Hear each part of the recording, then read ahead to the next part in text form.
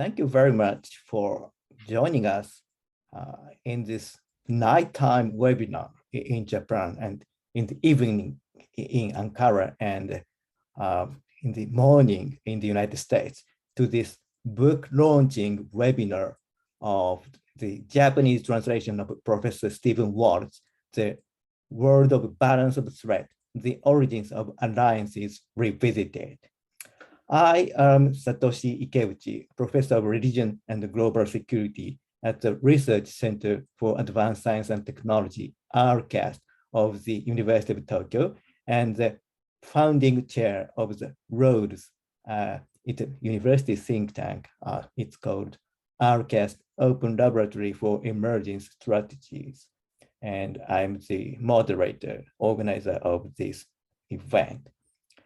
The book, The Origins of Alliances, is quintessential social science classics, originally published in 1987 and has been kept published and countlessly mentioned and discussed, making the indispensable part of the international relations theory today. I'm glad to host and moderate today's webinar, inviting three distinguished speakers to make comments, to add another opportunity to discuss about this book against the background of the war on Ukraine by Russia, which once again highlighted the crucial life and death importance of alliances. Before Professor Ward's remark, I'd like to briefly introduce Professor Ward and three speakers. First, Stephen M. Ward is a Robert and Rennie Belfer Professor of International Affairs of the Harvard University. He has been a resident. Thank you very much for joining us. Welcome. He has been a resident associate of the Carnegie Endowment for Peace and guest scholar at the Brookings Institution, and he has also served as a consultant for the Institute of Defense Analysis, the Center for Naval Analysis at the National Defense University. He was elected as a fellow in the American Academy of Arts and Sciences in May 2005. And after Professor Ward's remark, we have three speakers of different expertise who make comments on Professor Ward's remarks and his book. First, Professor Shahban Kardash, professor of TOBB University, TOBB University for Economy and Technology at Ankara, Turkey.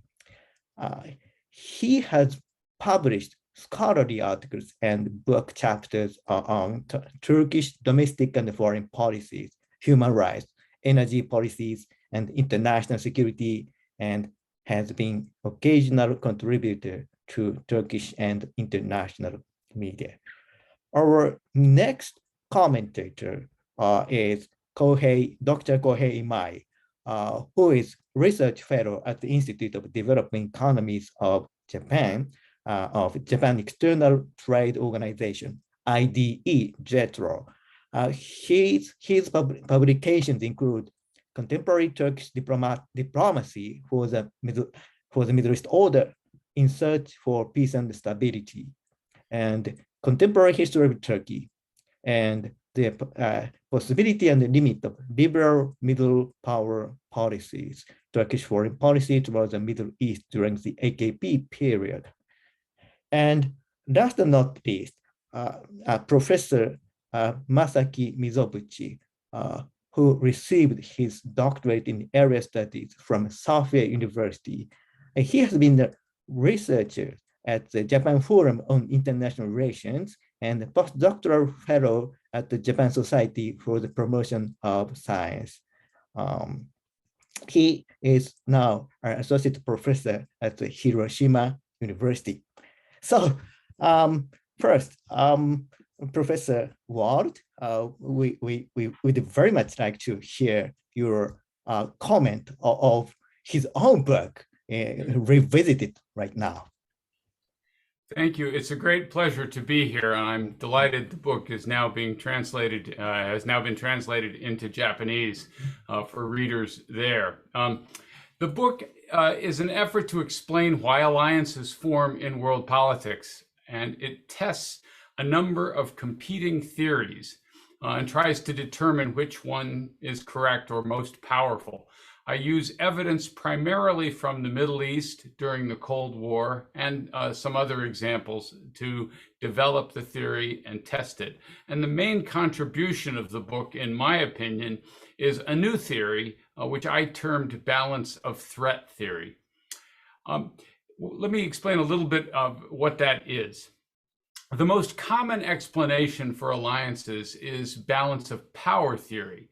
Balance of power theory says that states will ally against the strongest state in the international system in order to prevent it from dominating.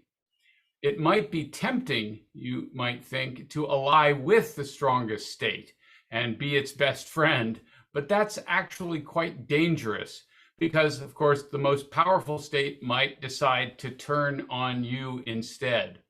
So when a powerful state emerges, balance of power theory says that all the weaker states will join together to keep it in check, to keep the strongest in check.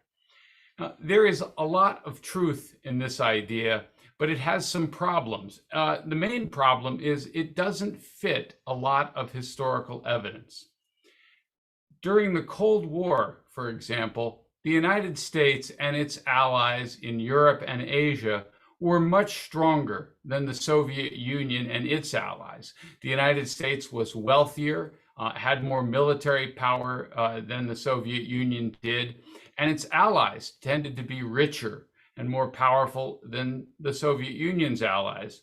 So the American alliance system ultimately controlled about 60% of gross world product. About 60% of the world economy was the United States or its allies. The Soviet Union and its allies had only about 20%. This was not a balance, it was an imbalance in the favor of the United States.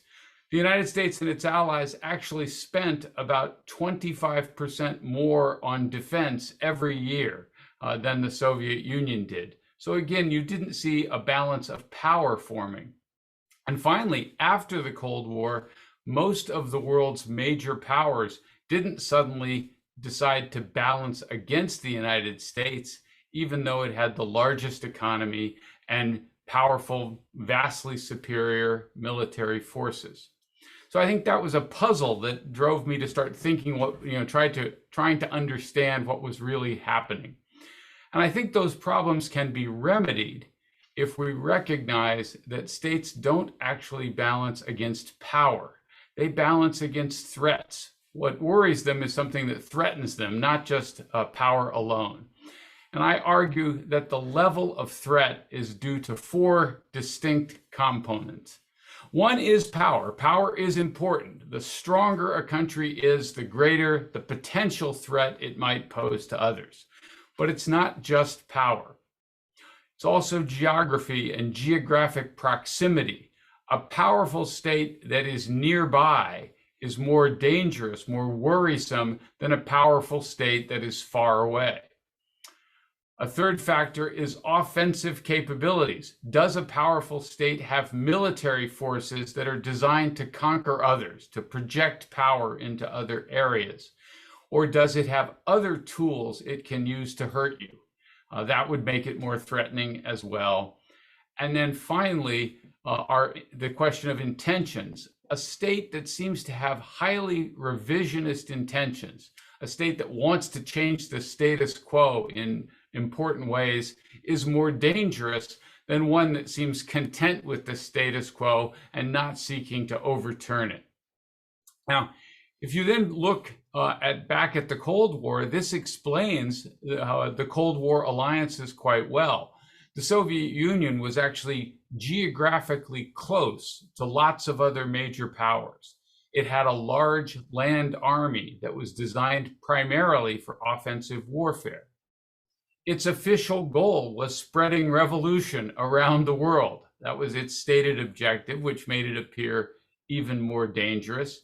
So it's not surprising that the neighbors of the Soviet Union were generally quite worried, and most of them, including eventually communist China, wanted to ally with the United States, wanted to be on America's side to keep the Soviet Union in check.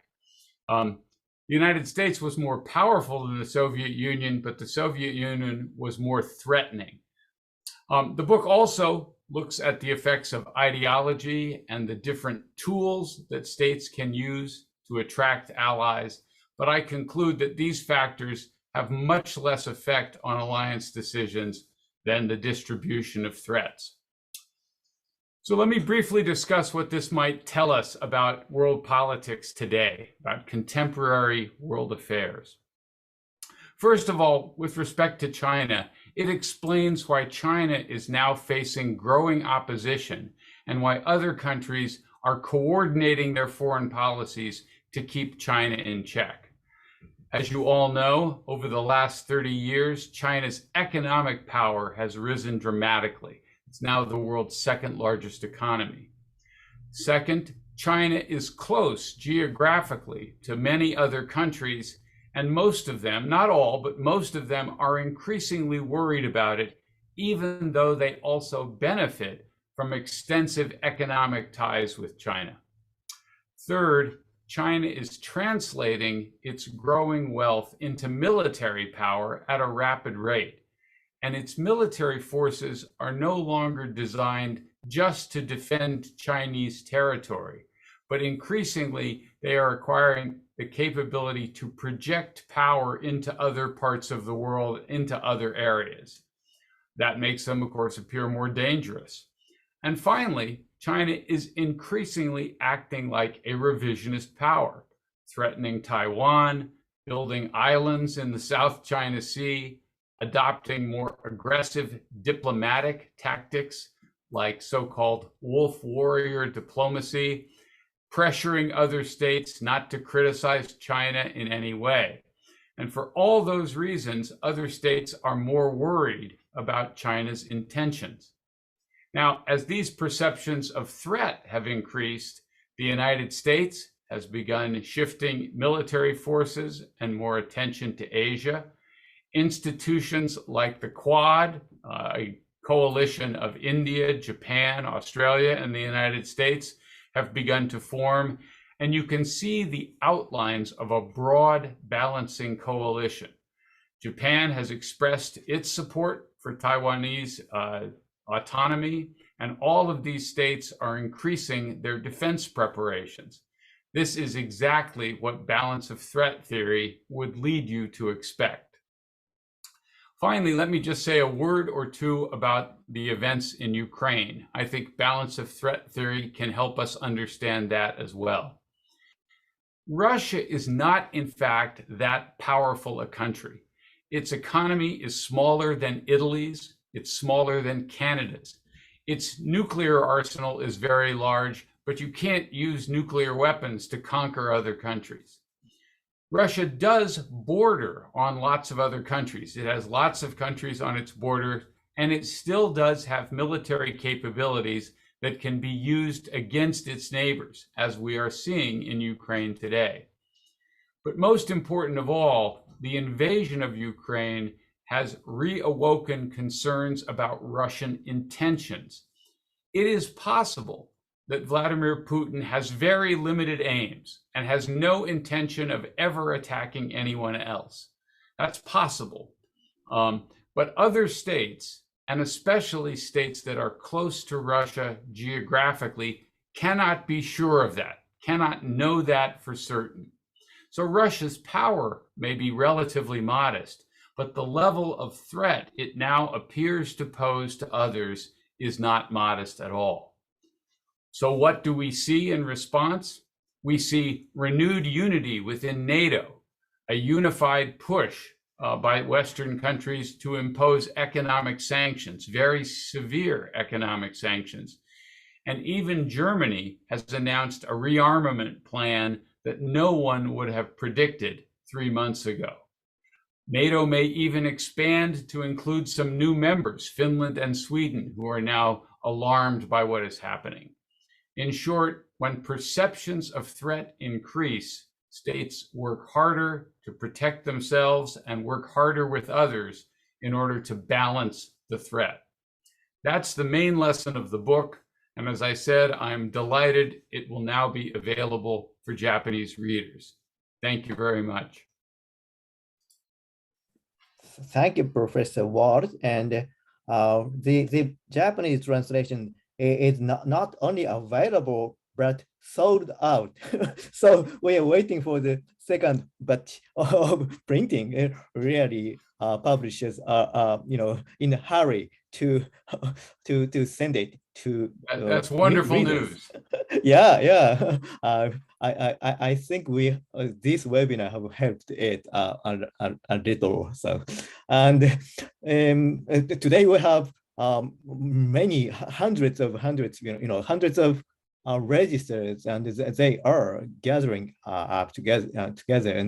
And so we have from now we have about an hour of discussion on this book and this implication to the present situation, which Professor Ward have already briefly touched upon. So first, we have a very strong speaker from Turkey, Professor Şaban Kardeş, who kindly accepted our request to appear here to make it truly global discussion and trilateral discussion.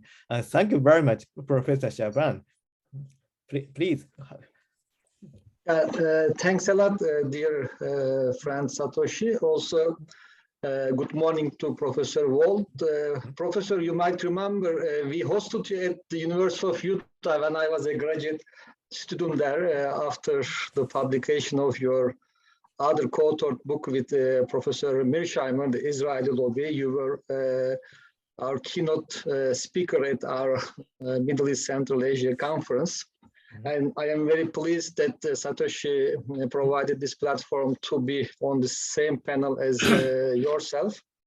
And what I want to do, I plan to do first to reflect on your argument, your book from my own educational and teaching background, and also from maybe toward the end of my time slot, talk about the Turkish perspective on the balance of threat explanations of state behavior. Of course, I read your books, articles, still a big fan of your contributions. And as a student, and I am also teaching international relations theories here. And I pay attention to spend 2 or 3 weeks covering not only just regular realism, but alliance politics. Considering my own interest in the topic, I devote a separate week on that. And then as a student, as a teacher, when I teach your book, the question that most of the time I get from my students, this was also a question that also puzzled us at the very beginning. We usually tend to see Professor Wald as a neorealist, but his emphasis on the balance of threat over balance of power, and his argument that we need to look at the 4 components of a threat. This still remains as a puzzling argument for some of my students. This kind of a feedback I want to bring back, especially this emphasis on the offensive intentions, the argument that along with the aggregate power and offensive power, the intentions should also be taken into account in any discussion of the threat, opens way to other theoretical perspectives. And then students immediately ask question, wasn't he a neorealist? How come he can talk about intentions? Doesn't he bring in the individual level, domestic level?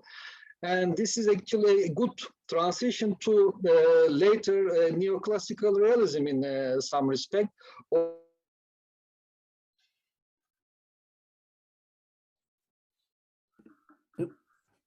Oh, it happens. Identified himself with neoclassical realism, but still his explanation framework, the emphasis on the intentions is one of the dimensions that still creates some puzzles on the part of my students. Another thing, actually a sort of challenge we encountered. One of my students wrote his dissertation about Turkey-Iran relations by using the balance of threat theory, but also other explanations. One problem we encountered, if we strictly try to operationalize those 4 indicators for components of a threat, what is the order? For instance, when we take Turkey-Iran relations, the proximity is always there, right? So when we look at the dynamics of 2 neighbors over a certain time period, sometimes how to prioritize out of these 4 indicators, which should be more important, less important, there might be some discussion. And especially the aggregate capacity over time more or less remains same unless drastic weapons improvements on the part of certain states. And it, at the end of the day, again boils down to the intentions. And actually this is what Professor Wolt also emphasized now, the changing Russian perceptions, the changing Chinese perceptions on the other countries, the intentions, really aggressive intentions, aggressive rhetoric, aggressive actions of certain powers play a big role in the balance of threat theory, the way we see it. And then another point I would love to emphasize, the book was of course written, the original argument was still, as he also pointed out, in the Cold War context, but even in the post-Cold War era, we have seen that Professor Wolt tried to use this argument. In a sense, he stick with his argument to explain the post-war American foreign policy, the balance of threat. For instance, if you remember his other book, Taming American Power. So in a sense, he used this broader framework of balance of threat as a blueprint to advice on the American foreign policy. Most of his criticisms of certain American decisions on certain cases are again based on the same understanding that America should act in a considerate way to avoid creating counterbalancing coalitions out of a concern to avoid creating threats to other countries. So in that sense, the book definitely outlived its specific context, the main argument. Another challenge to me, to some of my students we encounter, especially when we keep reading balance of interest, Professor Schweller's argument, of course, on this question of whether threats or opportunities are main drivers of state behavior. Again, this very popular criticism of Professor Schweller about neorealism, the so-called status quo bias is there. And then to some extent, the same criticism can be raised against the balance of threat theory as well. And this is where I want to conclude my time slot to leave space for further comments and bring in the Turkish experience. Where Professor Wolt left his presentation about the Russian recent aggression on Ukraine, but it goes back already to 2008 at least, and later, of course, 2014, Georgia case, and then Crimea annexation. So the Turkish example in that respect presents a sort of a puzzle, a challenge to the balancing hypothesis, or more specifically, we can also refer to the regional balancing hypothesis, a country in the position of Turkey for the reasons that were mentioned by Professor Wolt, and for the reasons that shaped the balance of threat theory should have reacted to the Russian policies much earlier. But when you look at the 2008 Georgia War, 2014, and now we have seen that the reaction, counterbalancing reaction wasn't as strong as one would predict based on the hypothesis, regional balancing hypothesis. Of course, it also requires certain explanation. Why? What are the other factors that prevent states from mounting a balancing response? Of course, counter argument about underbalancing. So these are the factors that we need to look at, but particularly in my own research about Turkey, especially the position of Turkey as a regional power between the regional system versus the international system, and the Turkish sensitivities about the penetration of the United States into the specific regional context.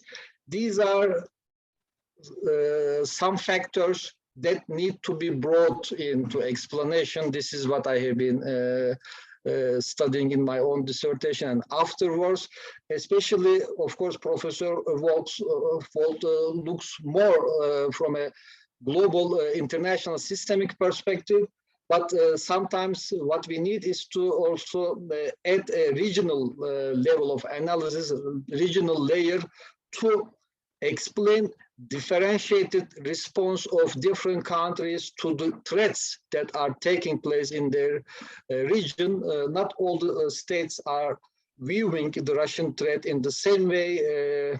Sometimes, for instance, in the case of Turkey, there was always a kind of calculation.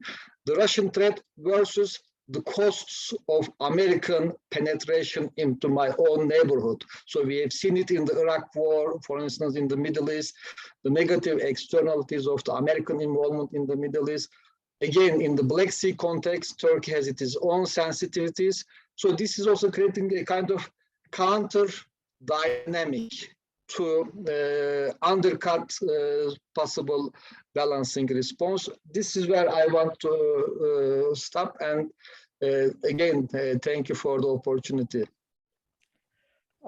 Thank you very much, Professor Shahban Kardash. Thank you for your very insightful, inspiring, and thick comment, which is almost an presentation, another presentation. So first, before moving to other speakers who have also prepared a long list of comments, questions. So first of all, I'd like to get back to Professor Wolt to respond to Professor Kardash's comment.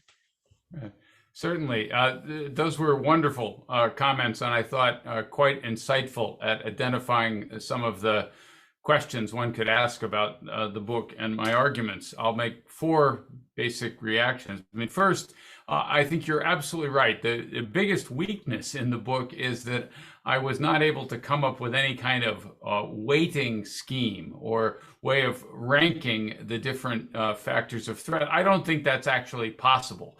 I think these are the principal components of threat, but which ones are most important is going to vary from case to case. But that, to me, has always been the biggest limitation there.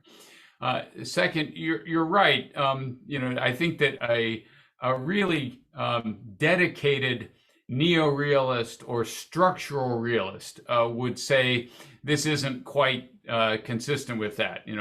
Kenneth Waltz was my teacher and the founder of modern neo-realism, and he understood that what I was doing was a little different than what he had pioneered. And the big difference is the one you identified, the question of intentions. And this is also where I disagree with my friend and co-author John Mearsheimer and with scholars like Sebastian Rosado, who basically argue that you can't know intentions and therefore you kind of have to assume the worst all the time. And I believe they are right that you can't know intentions with 100% certainty, but you can make intelligent judgments about intentions. And often those judgments are correct. You can see countries that appear to be more dangerous right now, and those are the ones that you respond to as well.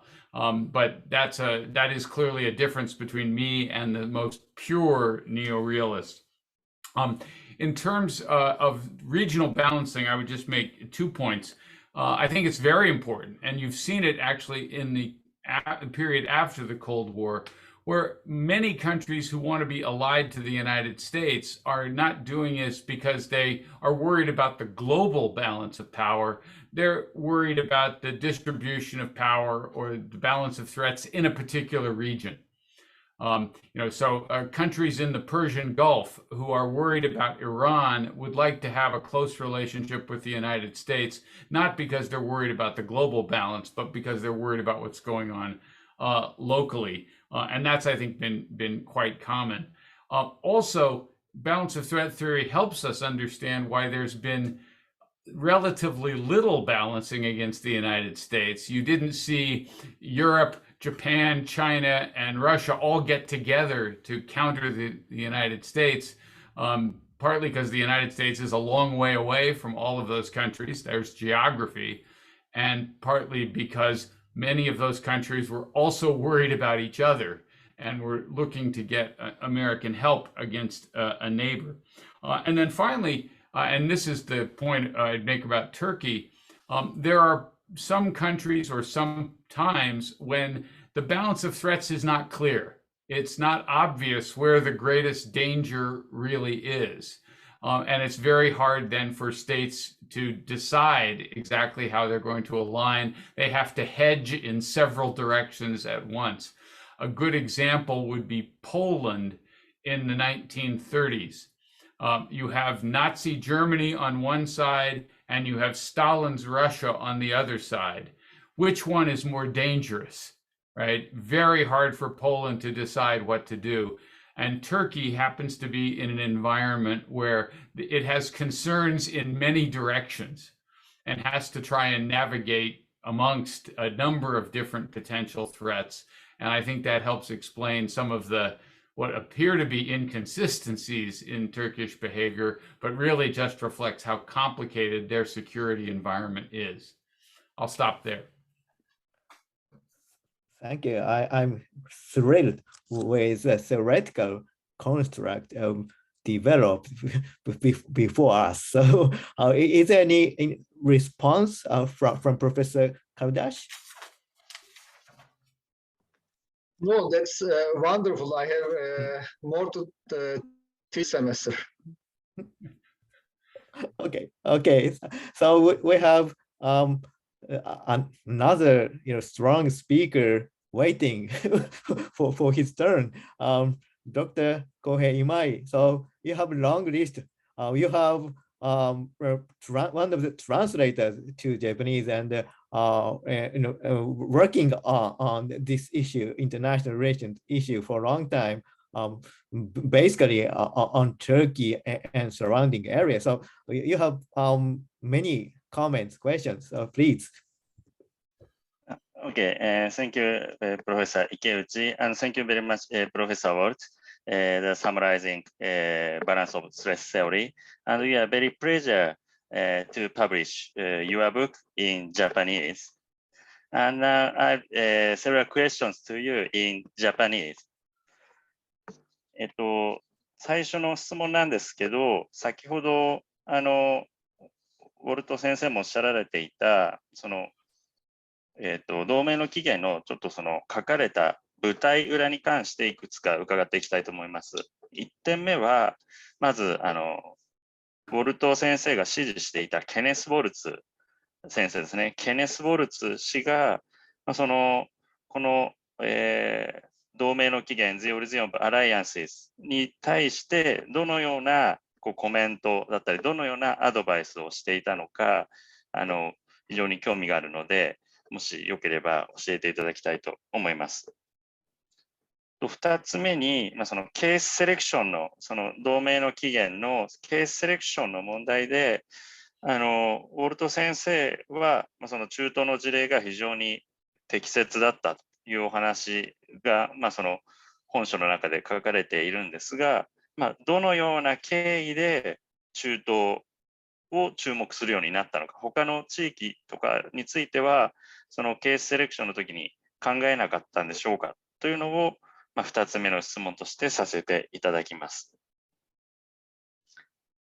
はい、3つ目の質問からは若干込み入った先ほどのシャーバン先生のような話になっていくんですが、この脅威ですね、脅威に関して、この同盟の起源はまさにその The Origin of Alliances というように、同盟のその形成過程を見たものですが、例えばその同盟の管理ですね、アライアンスマネジメントに関して脅威はどのような影響を及ぼしたかについて、もしよければコメントいただければと思います。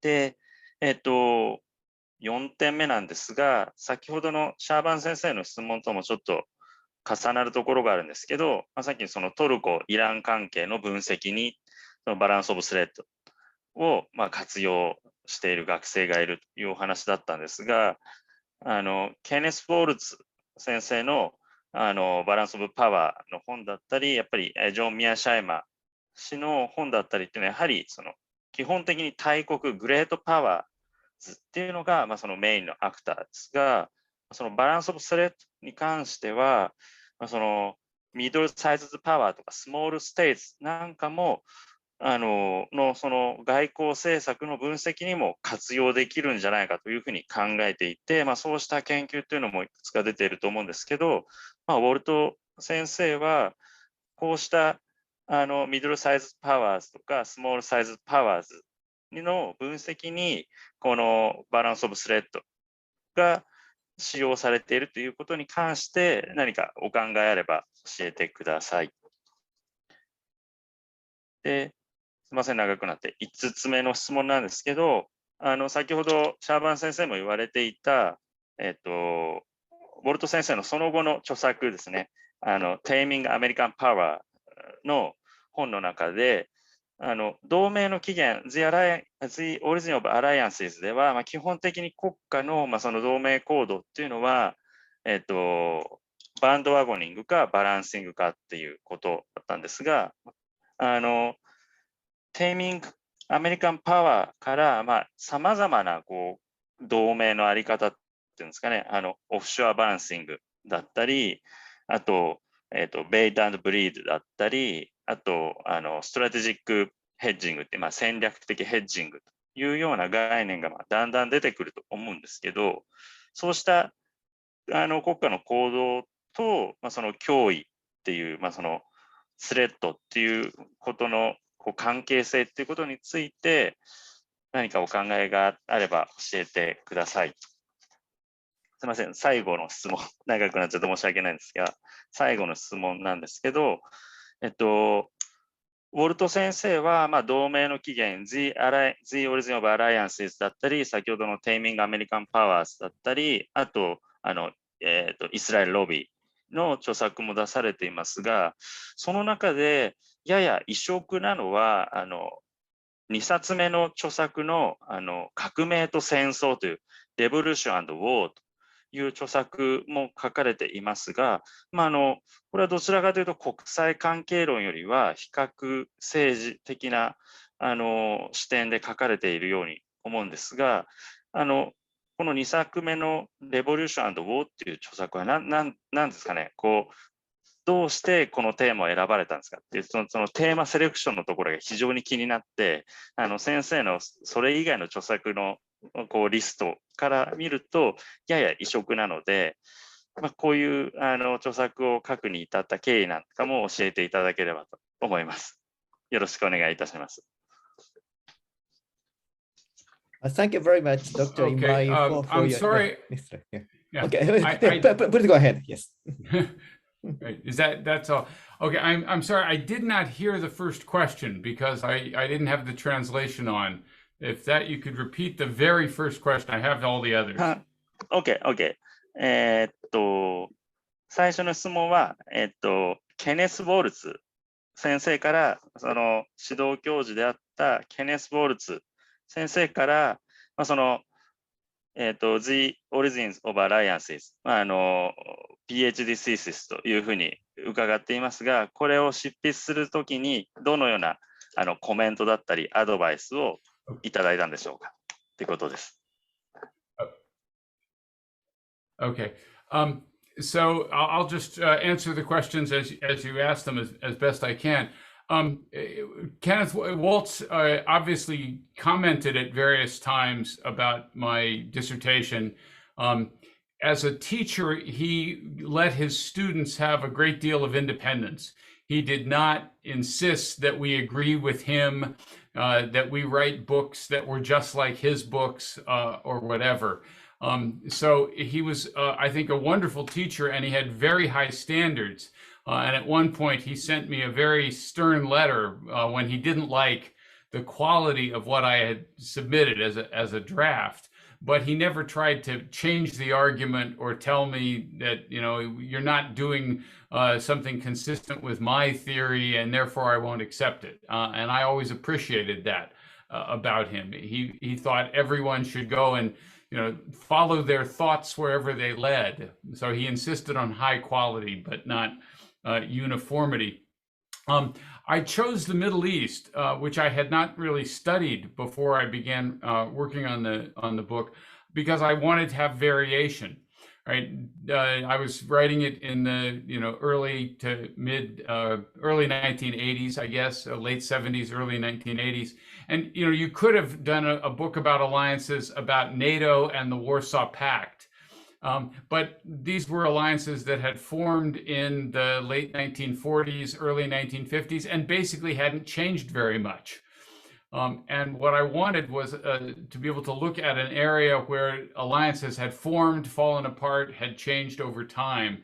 And the Middle East was perfect because there had been a whole variety of alliances, both among Middle Eastern countries or involving the United States and the Soviet Union. And there was variation. Sometimes they came together, sometimes they fell apart. And the more I began studying it, the more I realized that was a useful way of trying to test these various theories as well.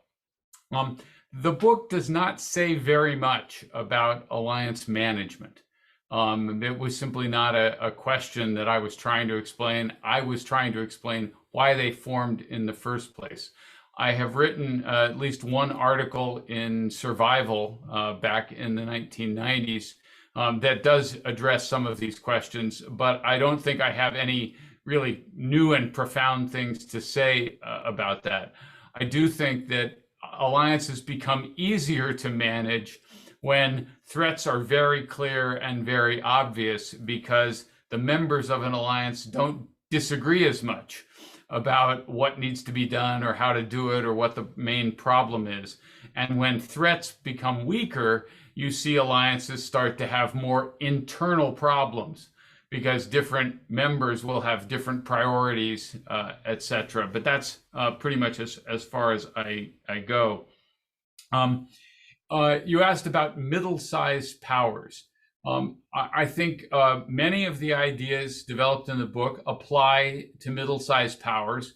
Remember, I was looking at the Middle East, which is basically medium powers or even weaker powers as well. And I think the main thing there is most medium powers focus perfectly understandably on regional affairs. If you're a medium-sized power, you don't usually have global politics as your main concern. Your main concern is what is happening nearby. And again, I think that strengthens the importance of geography, which is something that's basically left out of neorealism entirely. There's no inclusion of geography as well.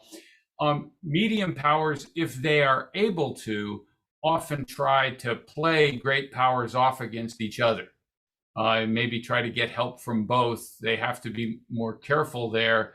Eventually, they will ally, though, against whichever great power appears to be a threat to them as well.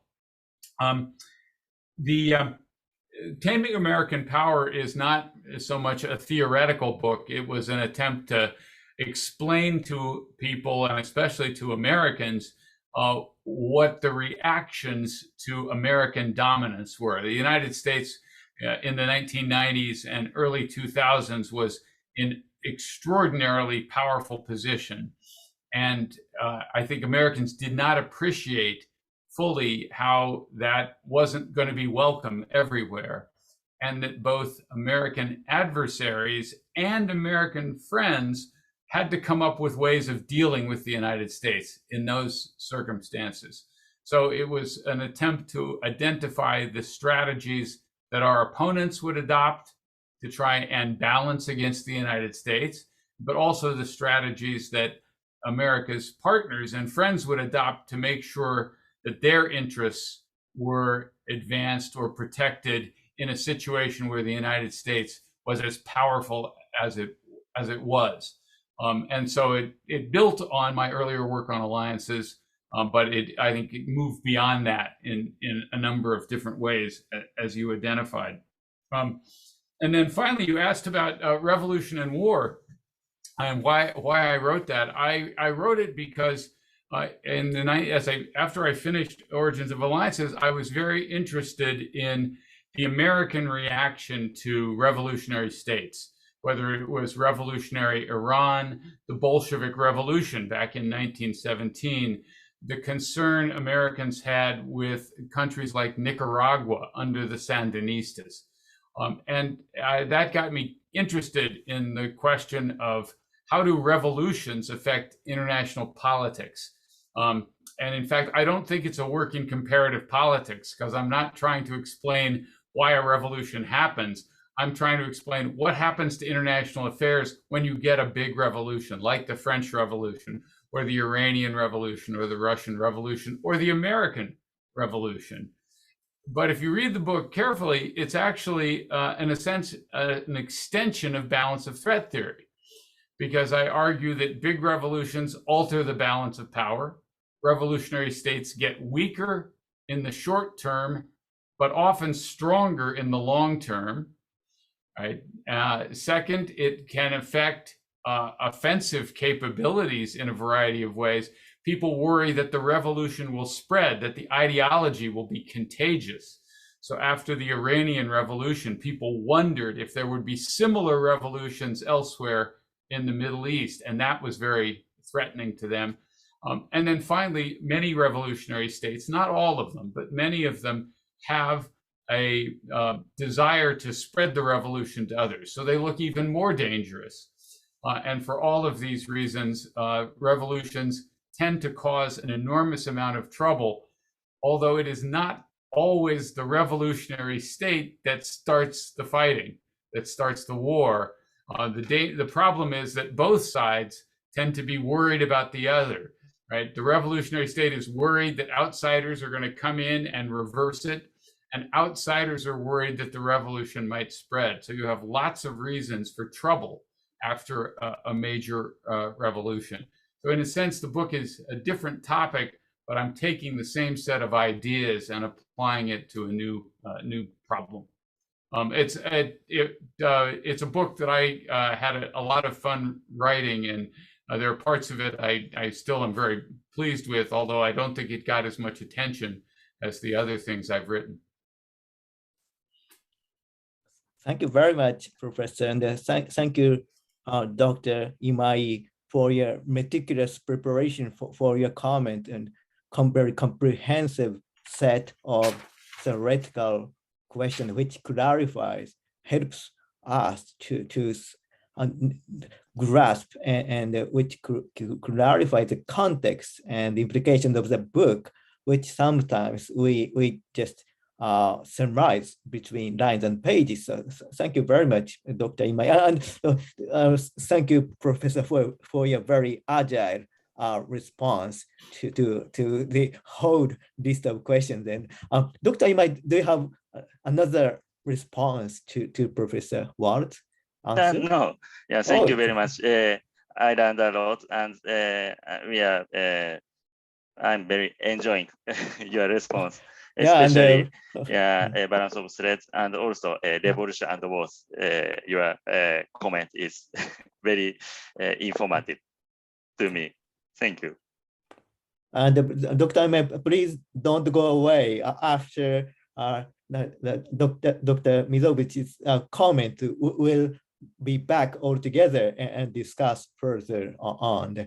So, Dr. Mizoguchi, sorry for keeping you waiting in the dark. So sorry. And now it's your turn to speak. Please. はい、聞こえますでしょうか。広島大学の溝渕と申します。私の方では通訳も入っておりますので、日本語で話させていただきます。この同盟の起源という本ですけれども、私はですね、10年ほど前に博士論文を書いていたときに、もうそれこそもう擦り切れるほど、読みまくってですね、繰り返し読んで付箋だらけにしたような記憶があります。とっても勉強になりました。この度はそのような、とっても思い出深い本を翻訳する機会をいただきまして、本当に感謝しております。改めてまた大変勉強になりました。どうもありがとうございます。で、この本で同盟の起源で書かれている脅威均衡理論というやつなんですけれども、現在では世界中の政策決定者であったり、国際政治学者が当然のように常識として受け入れているような考え方、理論になるわけですけれども、この同盟の起源っていう本は、そういった現在の常識のようなものを作り出した研究であり、数学でいうところの定理、セオレムのようなそれを証明したようなところにとっても価値があるというふうに僕は改めて訳しながら思った次第であります。で、おそらくウォルト先生に対しては多くの方々が質問、コメント等されたいと思いますので、僕の方では簡単に3点だけ、コメントのような、質問のような、その中間のようなことを述べさせていただきたいというふうに思います。で、まず最初なんですけれども、最初は何というかとっても意気込みのような話になるわけですけど、私、溝渕は今38歳になるわけですけれども、この本を翻訳していながら、またウォルト先生のプロフィールなどを調べながら、この同盟の起源という本をウォルト先生が32歳という若さで刊行されたという事実に改めて驚かされた次第であります。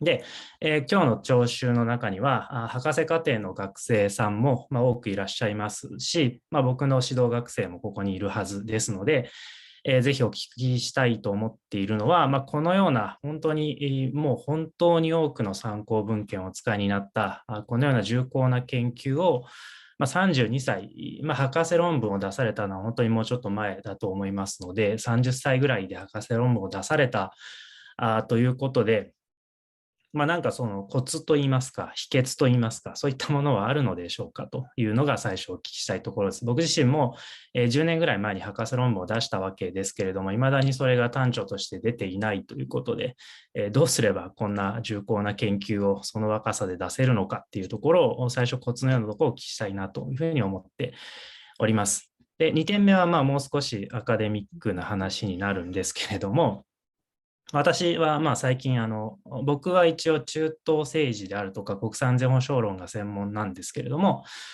最近、国際政治における評判、レピュテーション、あるいは信頼性、クレディビリティといったような要素について関心を持っています。というのも、2011年のアラブの春に際しては、オバマ政権、当時はオバマ政権でしたけれども、同盟相手であるエジプトのムバラク政権を支持せず、非常に曖昧な態度に終始したというのがありました。2013年には、こちらもオバマ政権でしたけれども、当時のオバマ政権はアサド政権が化学兵器の使用を、一応疑惑になるわけですけども、アサド政権による化学兵器使用疑惑にもかかわらず、本人がレッドラインとして宣言をした化学兵器の使用について、その軍事行動を見送ったということもありました。で、最近では、去年になりますけれども、2021年にはアフガニスタンから、アフガニスタンの情勢をもうそのまま放置する形で、完全撤退を決めたりしました。こういった一連の行動が、アメリカの行動を、こういった一連のアメリカの行動が、とりわけ中東においては、米国の信頼性といいますか、評判を大きく傷つけることになったというふうな感覚を僕は抱いています。で、多くの中東の同盟国がピンチの際にアメリカは必ずしも自分を守ってくれないんじゃないかということを思うようになったんではないかというふうに考えています。で、今回のウクライナに関しても、アメリカの若干弱腰な態度を見て、特に東アジアの、特に防衛力をあまり持たないようなアメリカの同盟国は、本当に有事の際にアメリカは我々を守ってくれるんだろうかという不安を抱くことになったんではないかというふうにも考えています。ウォルト先生はその同盟の起源の本の中で、その評判とか信頼性っていう要素について、あまり触れられてなかったように思うんですが、同盟形成とか同盟の維持、同盟の管理という側面において、そういった評判とか信頼性っていう要素はどの程度関係してくるとお考えでしょうかっていうのが2つ目の質問になります。で、最後なんですけれども、最後はちょっと方法論的な話もお聞きしたいなと思っているんですが、近年特に比較政治学であったり国際政治学の分野においては、数理モデルであったり、高度な統計的な手法を用いた研究っていうものが、ますます増加傾向にあるというふうに思われるわけですけれども、他方で、ウォルト先生は本当にいろんなところで、あくまで定性的な手法の優位性を主張していらっしゃいますし、仮説検証よりも理論構築の方に研究者はやっぱり優先点、力点を置くべきだというふうにいつもいろんなところで書いておられると思うんですけれども、で、この同盟の起源という本も、高いレベルで理論研究と事例研究が結びついた定性的研究のお手本のような著作であると思っているわけですけれども、そんなウォルト先生に対して、その統計的な手法あるいは数理モデルを使った政治学、国際政治学研究と定性的な研究との緊張関係について、何か意見を伺えればなというふうに思っております。で、また定性的研究、ウォルト先生が強調していらっしゃる定性的研究を行うに際しても、詳細な事例研究、あるいは歴史研究と、マクロな理論的な研究の間の緊張関係といいますか、あるいは偶発性とか特殊性と一般化可能性っていうものの緊張関係、特にこういうのは我々のような地域に着目するような国際政治学者はいつも悩まされるところなんですけれども、その点について教えていただければというふうに思います。すいません、僕の方も長くなりましたが、以上になります。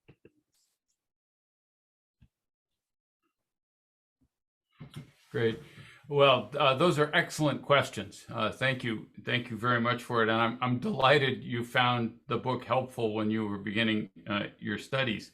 Let me say a few things about sort of how I wrote it. When I did, it was my dissertation originally, and it was written between the ages actually of sort of 26 and 28 when I was a graduate student. It was when the first draft was written, and then I spent several years revising it.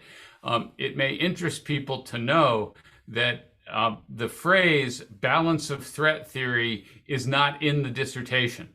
I hadn't sort of conceived of that yet. So I talked about many different kinds of balancing in the dissertation. And it was only later that I realized that those could actually be put together in a sort of single and simple concept. One of the things that Kenneth Waltz always emphasized was the importance of parsimony, of trying to keep things as simple as possible. And that's what I was essentially trying to do there. In terms of advice, I'd give people just maybe to, first of all, I kind of had no idea that the book would be as successful as it turned out to be. When you're in the middle of writing something, you often don't know if it's that good or not. And I was certainly like that. So it wasn't that I was aware that I was writing something that has been received as well as it ultimately was. And the other piece of advice I would give is, you need help from other people. I was very fortunate that I had met a number of wonderful faculty, including Ken Waltz, but also fellow graduate students of different kinds, and people who I could talk to about my ideas as I was working on them, and who would read chapters and tell me what was wrong with them and how to improve them. So writing any important piece of scholarship is almost never a single enterprise, something you do entirely on your own.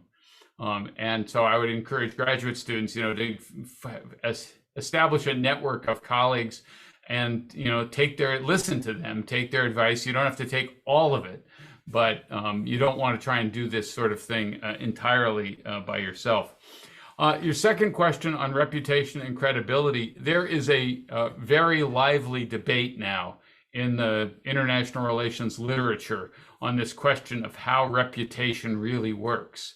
And some would argue, Darryl Press from Dartmouth University is probably the best example, that a country's actions in one place tell you very little about what it was going to do somewhere else. If the United States doesn't want to fight any longer in Afghanistan, that really doesn't tell you whether it would be willing to fight in another part of the world that is more important to the United States than Afghanistan. So if the Obama administration doesn't act in Syria, that tells you almost nothing about what they would do in Asia or what they would do in Europe. In fact, if you stay out of one conflict, you may be in a better position to respond someplace else. And what really matters is not your past behavior, but what really matters is, do you have vital interests involved? So alliances are credible if all of the parties recognize they face a common danger, they all have a powerful interest in it. If one member of an alliance really doesn't have much at stake, what the problem is simply doesn't affect it very much, then it's much harder for it to make a credible commitment, because other countries will realize that its interests are not very powerful, not very profound. And that's, I think, where credibility starts being questioned, when other countries start to wonder, why would the United States want to get involved in that conflict? It's just not that important to the United States. When that's the case, I think you have credibility problems, but not because you've chosen not to fight in an area or for a problem that doesn't matter. And then your last question was basically on methods here.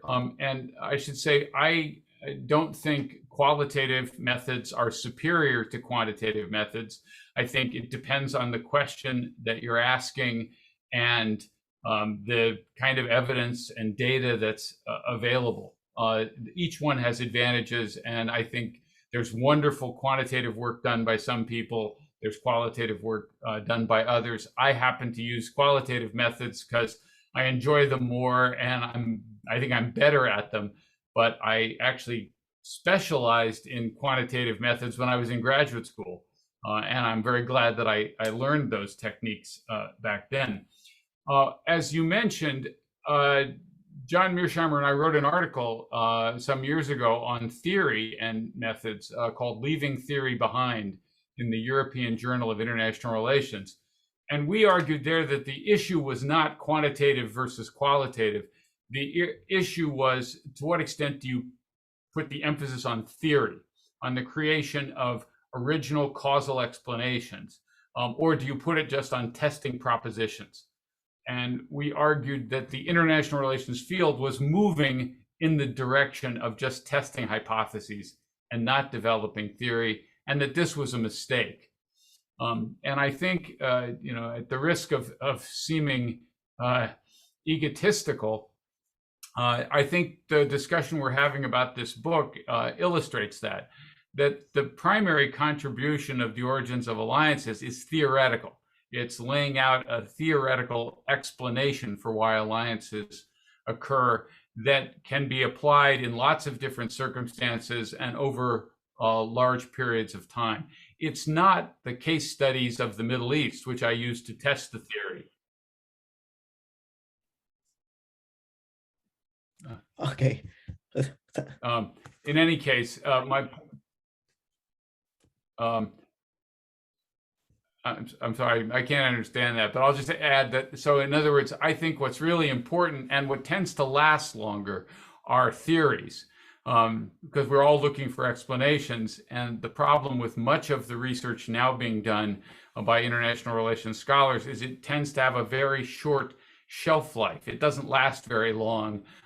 Some new study comes out 6 months later and everybody changes their minds a little bit. And I think theory is what we really are, need to make sure we don't stop doing and don't stop attempting to improve and refine.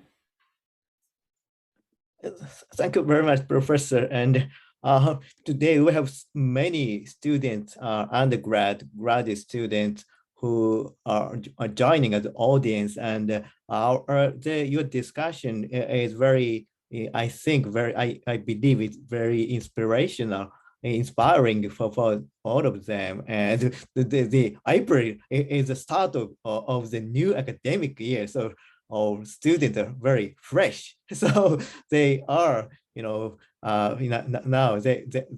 they're quick in grasping your theory from this discussion. Thank you very much, Dr. Mizoguchi, for your questions, very theoretical, constructive questions. And there are questions coming in the Q&A box. So in the below, Professor Takenaka, who is a professor for National Research Institute for Policy Studies, who holds doctorate from Stanford, I believe.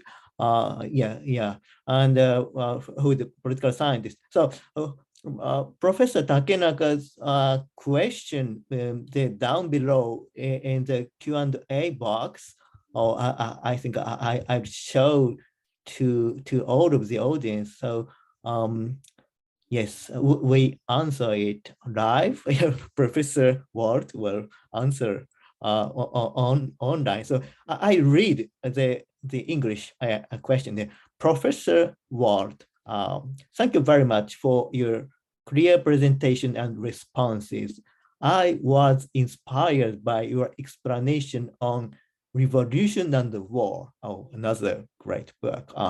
As regard to the situation in Ukraine since 2014, is it possible to treat what really happened in Ukraine in 2014 as a pro-Western democratic revolution and speculate that it scared Putin about the possible spread of revolution to Russia, which inspired him to invade Ukraine in 2014 and again this year?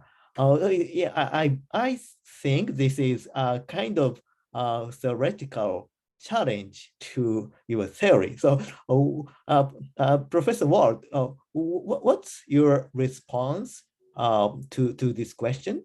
Yeah, I think I agree with the thrust of the question. I think that for Russia and for Putin, there were two main concerns. One of them was the possible inclusion of Ukraine in NATO, not immediately, but eventually. And something that the United States had proposed back in 2008 and that the NATO summit in Bucharest in 2008 had said would eventually happen, that Ukraine and Georgia would both join NATO eventually, someday, although it didn't say when. And that was just a concern for more straightforward military reasons. The world's most powerful alliance, moving closer to Russia, possibly deploying military forces there. Any great power would be worried about something like that happening. That was part of it. But the second part, and this is what the question is about, is also, I think, a concern in Russia that another so-called color revolution, that was going to happen, and that this might prove contagious, that this might eventually have political ramifications or repercussions inside Russia itself. And we might think that would be desirable, that might be better for Russia or whatever, but you can understand how the government in Moscow would regard that as a potential danger. And Ukraine, given its historical relationship with Russia, would be a particularly potent concern. I believe that helps explain why Russia intervened, seized Crimea in 2014, began to support Russian separatists in the eastern part of Ukraine. And I believe that in the last few years, they have seen Ukraine drifting gradually closer to the West, closer to the EU, becoming something of a de facto ally of NATO, if not a formal ally. And that it goes a long way to explain the illegal Russian invasion that we are now watching. Thank you very much. So another question. It's about the EU. This question is from participant Tong Fei. Is it correct, my pronunciation? The question is, what about the current status of EU? Though the threat of Russia is strong now, EU member countries seems to be dissolving, mostly for energy needs, etc. So, what is your, observation on EU, maybe as an alliance? Yeah, I don't think of the European Union as an alliance. NATO is a military alliance with specific military commitments and capabilities, a command structure, etc. And the European Union is, first of all, an economic union, and then an emerging political community. It's a little bit hard to know what box to put it in. There has been an effort now for at least 20 or more years to try and give the European Union more foreign policy autonomy and gradually try to create some kind of independent or autonomous defense capability for the European Union. But none of those efforts have gone very far, partly because of disagreements within the Union about this, partly because the United States has always been very ambivalent about the possibility of independent or autonomous European military capabilities. I do think that now, in the aftermath of what's happening in Ukraine and with the United States moving more of its attention over time to Asia, that the impulse for Europe to do more on its own, possibly through a revised version of NATO or possibly within the EU context, I think that's more likely as we start looking, 5 or 10 years ahead. But up till now, I don't think of the European Union really as an alliance.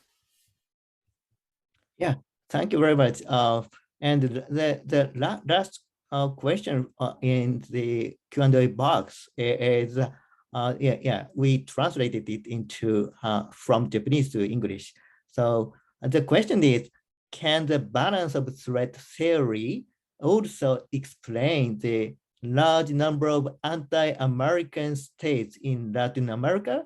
I'm sure this was true when the Soviets were still in existence, but I'm wondering if the same can be said about the current situation. And also, does the balance of threat theory apply even if they are not so-called superpowers? If it were in the Middle East, I would think that Israel or Iran could be a threat. So, Professor Ward, what's your answer to this question?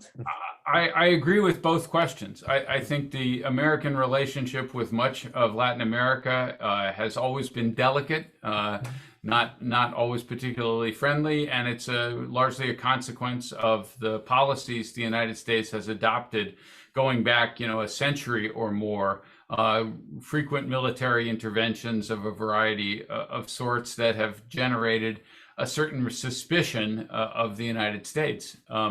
Now, many of these countries are, in a sense, too weak really to balance against the United States. And so they are cases where you do see what, I think is usually pretty rare, namely a degree of bandwagoning. You can't sort of oppose the United States too effectively, so you might as well sort of go along.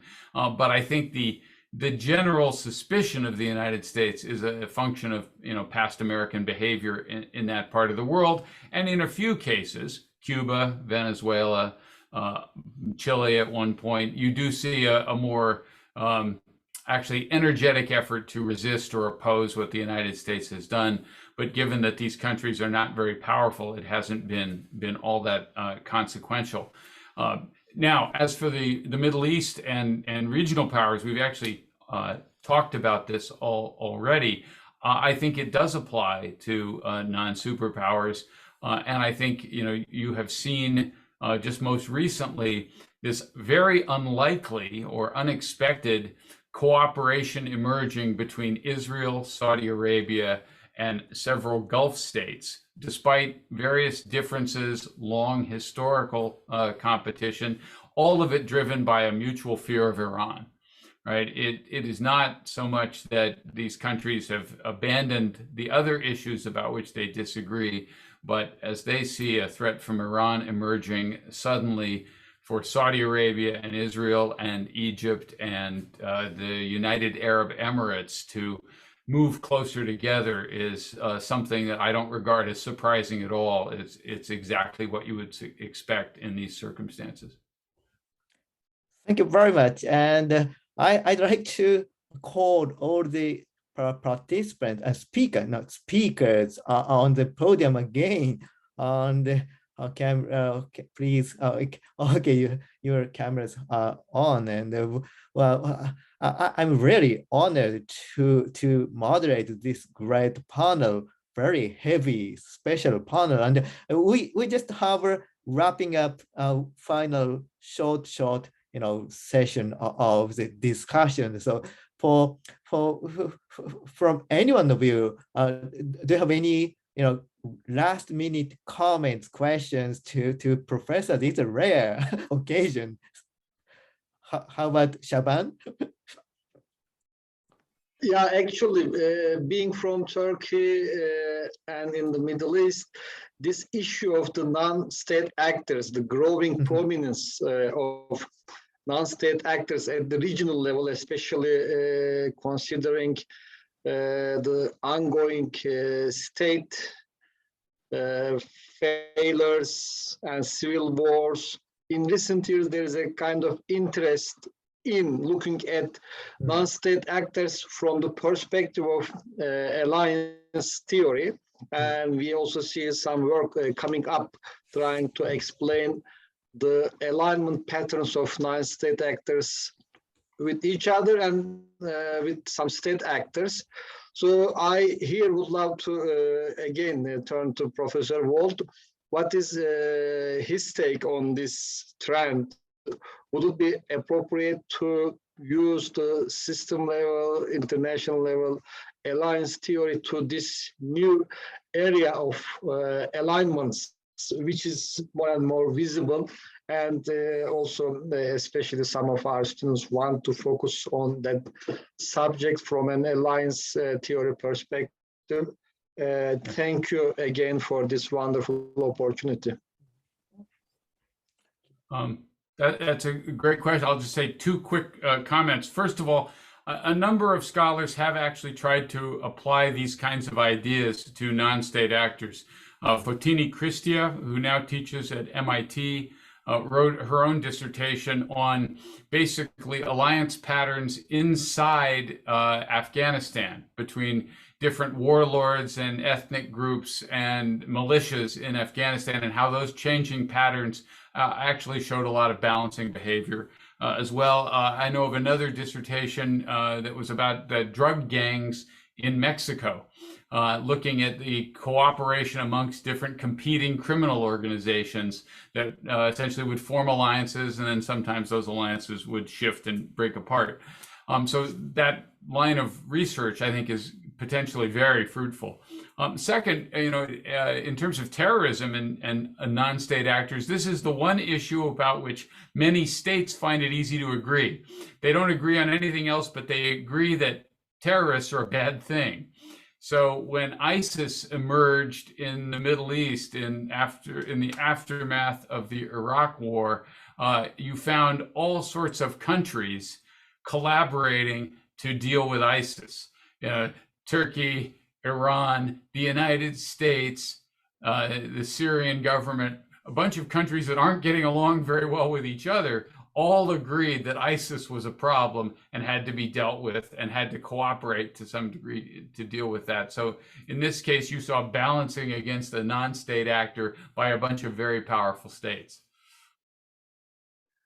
Thank you very much. And Mizobuchi Sensei, how about you? はい、ありがとうございます。私の方ではまた日本語で、述べさせていただきます。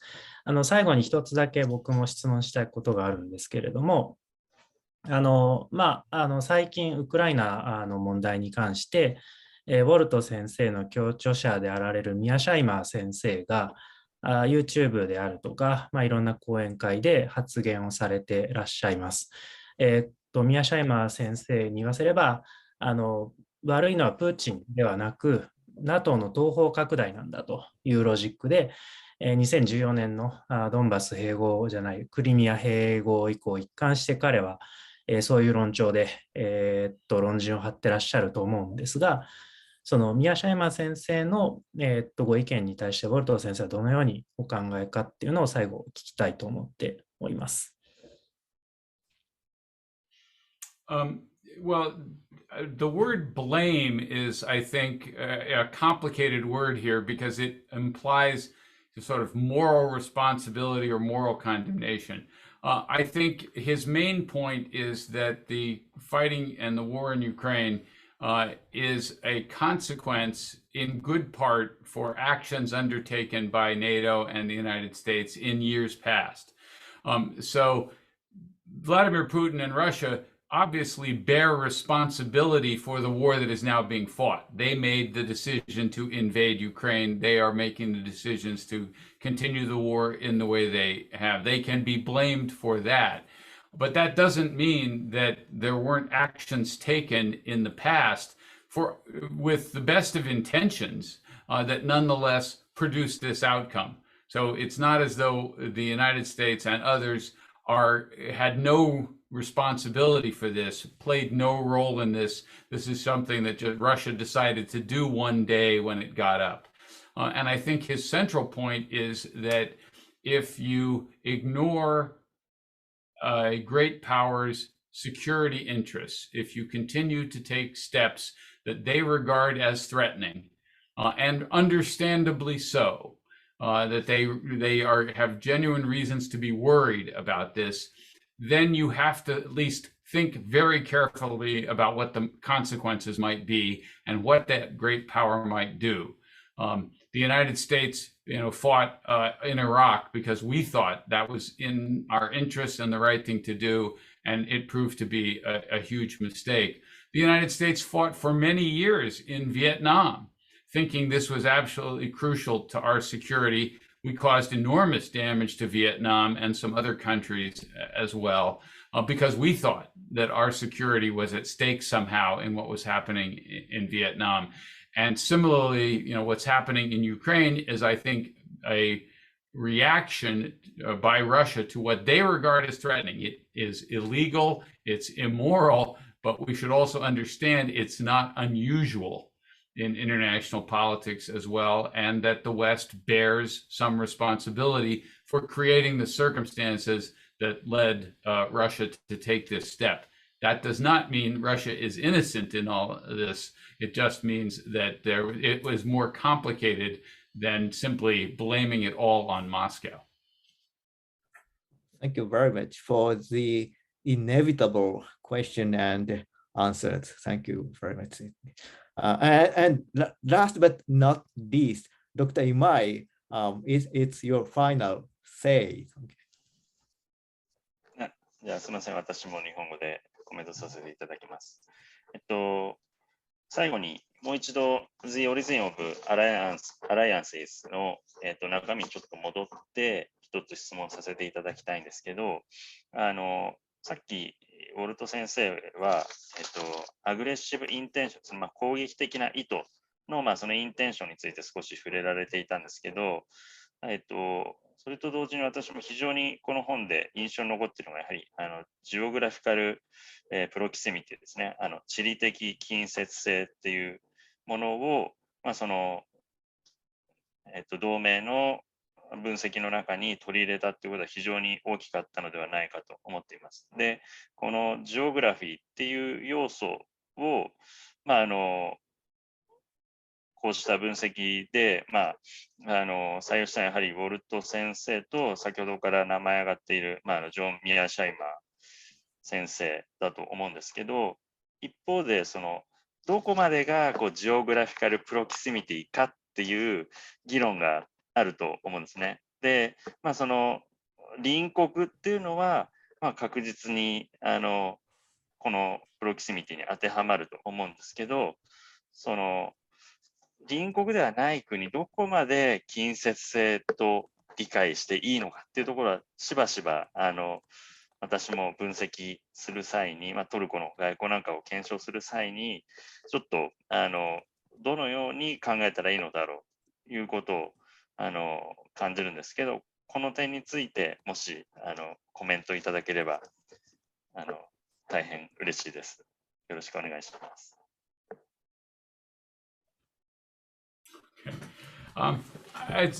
I did not have a sort of elaborate or sophisticated definition. I think when I was writing the book, I thought of geography in fairly simple terms, that the closer two countries were to one another, the greater the possibility of one being regarded as threatening.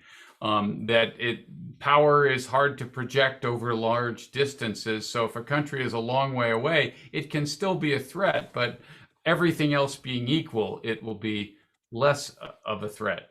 I also think that in many cases, water, being separated by bodies of water reduces the level of threat because it's hard to project power across oceans. Amphibious invasions, where you have to land on someone's shore and then attack, are very, very difficult to do. So, something like the English Channel, right, is a barrier that reduces the threat that you would see. It doesn't make it go away, doesn't eliminate it entirely, but it reduces it to some degree. And of course, that's why the United States has often not looked as threatening as its power would make you think, because the Atlantic Ocean is very large and the Pacific Ocean is very large. So the United States can project power around the world in various places, but it doesn't pose as obvious a threat to the major powers of Europe and Asia because it's so far away from them as well. And finally, I think when countries, share a border, and particularly where they share a border that's not easily defended, that's going to make them more concerned about each other, more watchful. They'll pay close attention to what the other is doing. But all of those four components of threat, it's always asking, everything else being equal. So if power is equal, but a country is closer together, it will look more dangerous. If two countries are right next to each other and one becomes much stronger, that's going to increase the threat. If it begins to look more aggressive in terms of its intentions, wanting to change the status quo, that will make it more threatening. But I did not have a sort of neat or sophisticated definition for, here's how you measure geographic proximity. I don't have a scale that you could measure it on and put every country somewhere on that scale. Thank you very much, Professor Ward, for your answer to the whole list of questions, comments, and that was really wonderful and fruitful 1 hour and a half. Time flies, we have to conclude now. We must applaud Professor Ward for his long years of dedication and achievement in scholarship, with which all of us are indebted and inspired. I also want to thank you all the speakers today for so so generously sharing with us the expertise. I myself truly enriched. And many thanks to our dear audience who got together into the late at night in Japan for this very, very precious webinar. So with this, all the thanks and the applaud, we conclude today's webinar. Thank you very much. Thank you. That was a pleasure. Thank you very much. See you.